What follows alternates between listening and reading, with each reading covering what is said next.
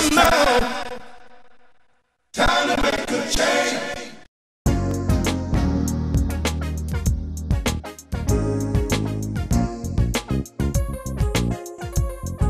I want to start by barreling in real quick, real fast like on step number 10, use what's in your hand. Use what's in your hand, my friends, and also when you use what's in your hand, I want you to take it by the tail. Now, I want to begin by reminding you that it's difficult to start something new. But when you start something new, the first thing you ought to do is to figure out who you are and what you have. You know, probably one of the saddest sights I've ever seen is somebody who's just like an unexploded piece of dynamite. You ever met folk like that? A whole bunch of potential and just no spark?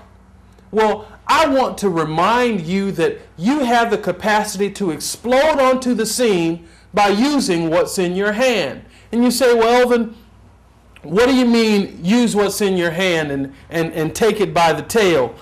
You know, I'm reminded of a famous tennis star, Arthur Ashe, and many of you remember this great tennis star who passed away in the early 90s. And Arthur Ashe often said that when it comes to using what's in your hand, you ought to start where you are. Use what you have, do what you can. Start where you are, use what you have, do what you can. If you live long enough, there are going to be some circumstances and some situations in your life that's going to make it very difficult for you to succeed. But I'm inclined to believe that if you just figure out what's in your hand, you have the capacity to overcome any obstacle.